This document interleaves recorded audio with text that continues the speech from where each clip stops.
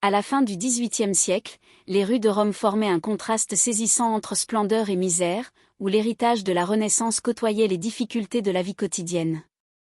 C'est dans ce contexte, en mai 1769, qu'une enfant naquit à Sienne, Anna Maria Giosalda Antonia Janetti. Son père, Luigi, était pharmacien et jouissait autrefois d'une certaine respectabilité. Mais le destin bascula rapidement. L'entreprise familiale fit faillite, laissant la famille sans ressources. Ils quittèrent tout pour tenter leur chance à Rome, comme tant d'autres à la recherche d'un avenir meilleur.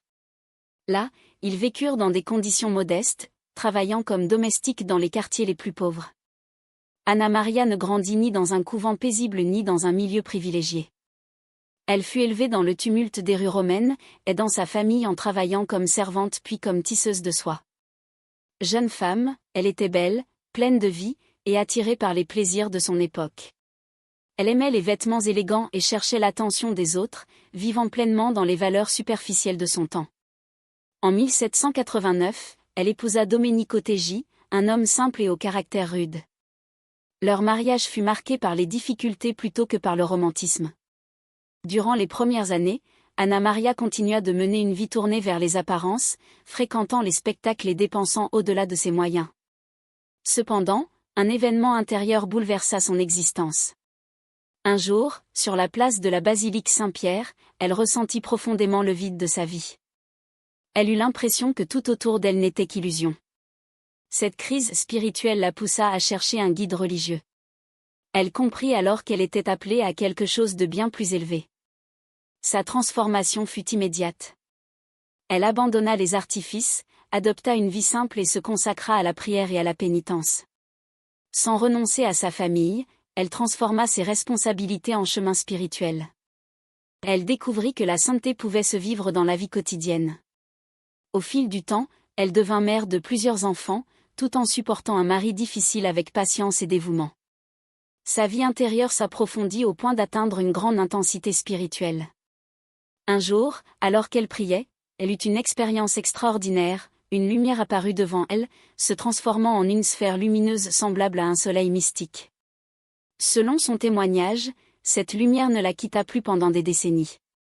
Elle y voyait des réalités invisibles, événements lointains, pensées humaines, et même des faits futurs. Malgré ces phénomènes, elle resta discrète et humble, continuant ses tâches quotidiennes.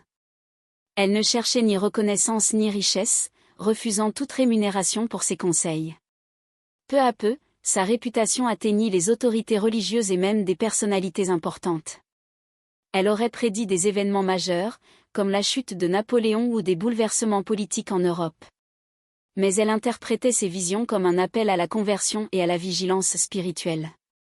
Parmi ces révélations, elle évoquait un événement futur appelé « Illumination des consciences », où chaque personne verrait son âme telle qu'elle est réellement. Ce moment serait une dernière occasion de retour à Dieu avant de grandes épreuves. Elle parla aussi d'une période de ténèbres couvrant la terre, durant laquelle seule la foi offrirait protection. Cependant, ces épreuves seraient suivies d'un renouveau spirituel profond, marqué par la paix et l'unité. Anna Maria voyait dans ces événements non pas une fin tragique, mais une transformation menant à une humanité renouvelée. Elle insistait sur l'importance de la foi, de la prière et de la vie intérieure. Elle mourut le 9 juin 1837, laissant derrière elle l'image d'une femme simple ayant vécu une expérience spirituelle exceptionnelle. Son héritage ne réside pas seulement dans ses visions, mais dans son message. La sainteté est accessible à tous, même au cœur de la vie ordinaire.